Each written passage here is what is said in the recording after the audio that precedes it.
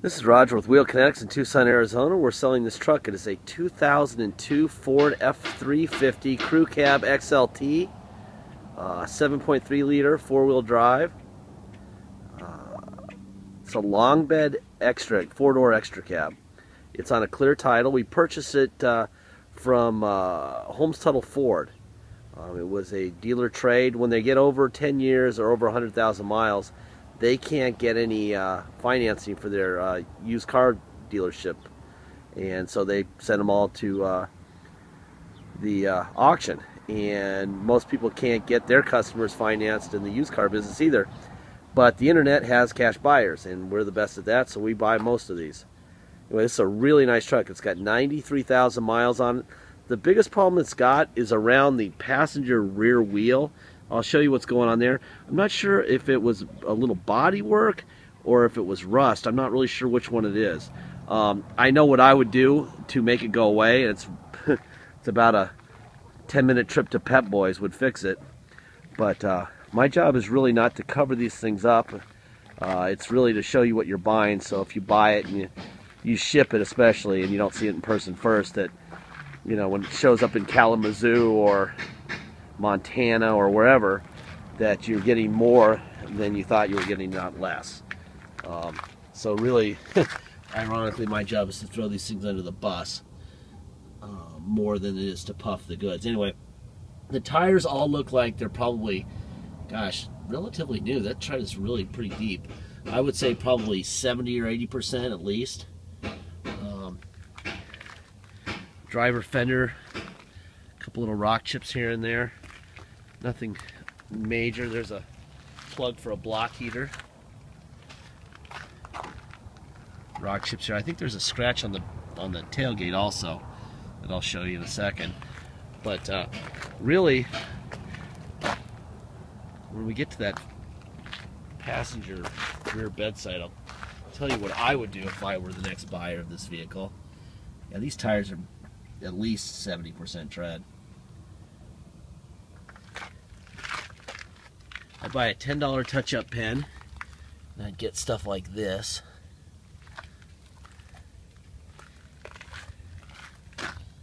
It's actually really, really straight. It's too bad it's got whatever this is.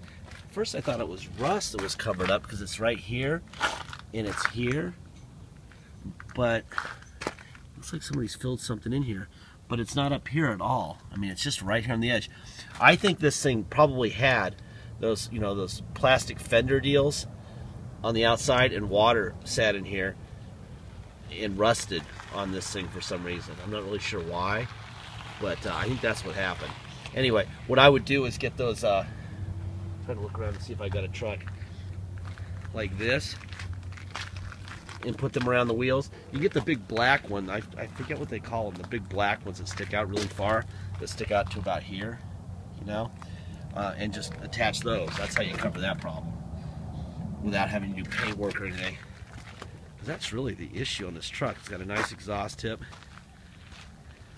a scratch here. It's got a soft tonneau cover. Here's the inside of the bed. I told the detail shop not to take it off because I didn't want to mess with it. It's on there nice. And I don't want to be experimenting with how that comes off and all that stuff. That's the next guy. It's got a brand new spare. Got a tow package back here.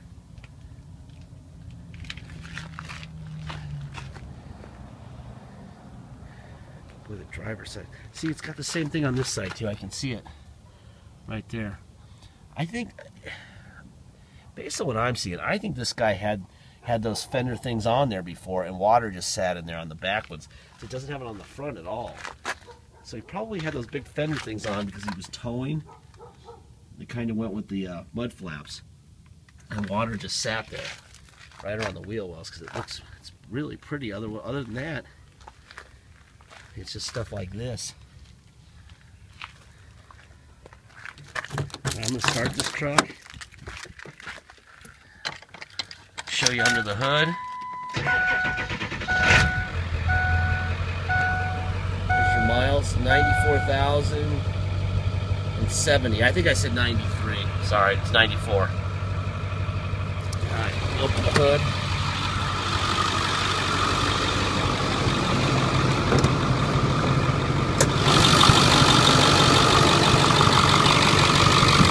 Here's your Ford emblem there. Ford emblem there.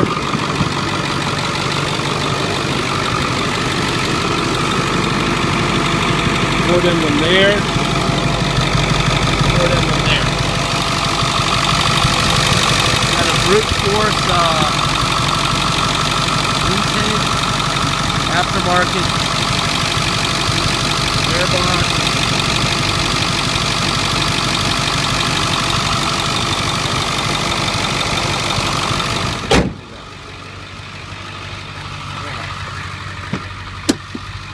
Let's see. There's your back seat. Back seat looks excellent. Make sure there's no surprises under the mat. There's not. Nothing going on there.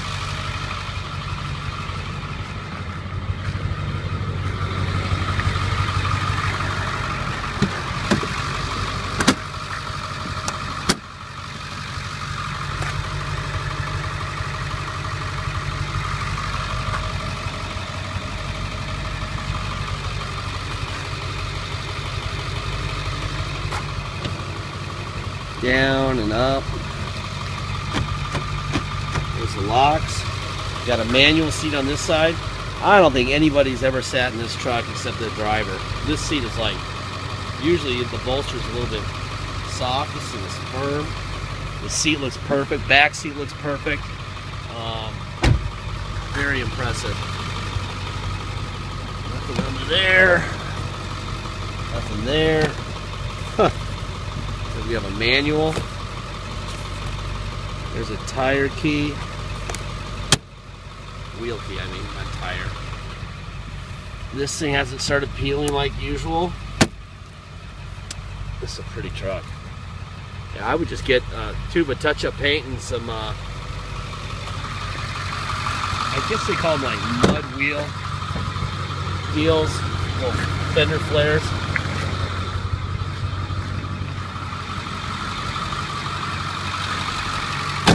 Let's try it. There's the driver window, passenger window. Let's see if the mirrors work. Out, in, up, down. Other side, out, in, up, down. Put this window. There you go. Let's see. This side does have a power seat. Back, up, actually back and forward. Now this is up. And that's down. That works fine. This seat is in really good shape too. Very unusual. This might have been a very thin family. Usually these seats are really worn out. And this seat looks brand new. Make sure we have no surprises there. We don't. I didn't try the door locks. Nice truck. All right. Someone got the heater on. We're in Tucson, so no need for that. Even in the end of October, mid-October, we don't need seatbelt on here. We don't need no stinking heater on. That's for sure. All right, tilt wheel, tilts down, perfect. All right, there's overdrive off and on. See, you're going to want to change the station. Stay with us next. That works fine. Got a disc player and an old school cassette. Air's blowing. And blowing cold too. Beautiful. Alright, let's see. Let's go to neutral. 4 low. Let's see, we're in 4 low now. Go drive. That's definitely 4 low. Reverse. Alright. So it works. And let's go to 4 high. Now we're in 4 high. Put it in drive.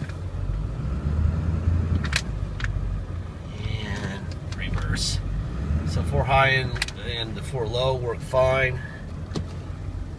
And we're going to go to 2-wheel drive. And let's go for a ride. All right, let's see. Let's see if I can get somebody to open the gate for me here. There we go. There's my gatekeeper. Anyway, this is a beautiful truck. Touch-up paint and some wheel moldings for the rear wheels, and you're good to go. It's got a brand new spare. See, the interior is, I mean, the interior is incredible on this truck. Tires are in great shape. It runs like a champion. Maybe $100 in moldings for the back wheels, and, you know, actually front matching ones, and then maybe $8 tube of touch-up paint, and you're good to go. Let's see if I can avoid getting hit by a Raptor there. Here we go.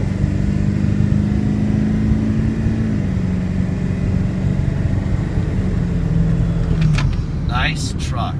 Boy, it brakes like a champion. I'm on the brakes. That was good. Very smooth braking, no vibrations. You get your usual extra cab Ford door noise, which I've never understood why they never conquered that, but you don't get that on the Chevy. You get it on the Dodge a little bit, on their extra cabs, 01, 02, but especially on Ford you get it. But you don't get a 7.3 in anything else, do you?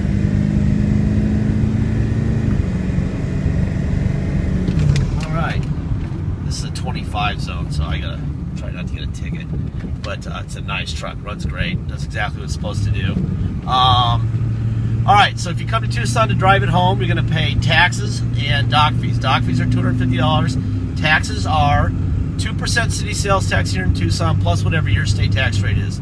For example, if your state tax rate is 3%, you're going to pay a total of, see, these are our Bolivian roads right here. This is what you pay 8.1% taxes here in Tucson. If you're a resident of Arizona, Tucson in particular, this is what you get. Taxes don't help. Okay, that's amazing. Anyway, if your tax rate is 3%, you're going to pay a total of 5% taxes, and you're going to pay $250 dock fee. Okay? If your state tax rate is like Alaska, we have a lot of people fly down from Alaska, their state tax rate is 0. So you're going to pay a total of 2% sales tax and a $250 dock fee. You pay by wire and ship, no dock fee, no taxes. You deal with whatever fees you have at your motor vehicle, and that's it. Okay? Please make sure you get a deposit in. Once you have a deposit, we will put your name and a banner over the vehicle at our website at wheelk.com, and then it'll be sold. Until we have a deposit, it is for sale. We do not hold cars for anybody. Nobody, not even family. So please get your deposit in. Also, the last, I don't know, 3 or 4 months, every video towards the very end, about 13 minutes into the video, I'll give this speech. This is for primarily for my eBay people. This is not a new truck. It's ridiculous to say that. It's 12 years old. It's almost got 100,000 miles on it. Yes, it's a world-famous 7.3. Yes, it should be bulletproof. But for some reason, the engineers at Ford, just like the engineers at Audi and Porsche and Lamborghini and Ferrari and Yugo and all the other guys out there, they stop a warranty at a certain year and mileage because they don't know what's going to happen after that. If they don't know, we don't know. How would we be expected to know? So, do we know if this thing is going to explode tomorrow? No, we don't. There is some risk in buying a used vehicle. If you do not like risk, do not buy this vehicle. That's all I can say. Do your homework on the vehicle. We'll have a bunch of pictures. We'll have this 15-minute video. The copy of the title will be in there. We're waiting on a title because, of course, it's a dealer trade and they take forever. If we do post this video and ad right now, we may not have the title for a week or two. That's the way it works. But anyway, please be informed. Don't bid. If you need a brand new car, go to the auto mall and pay $40 or $50, okay? Thank you very much.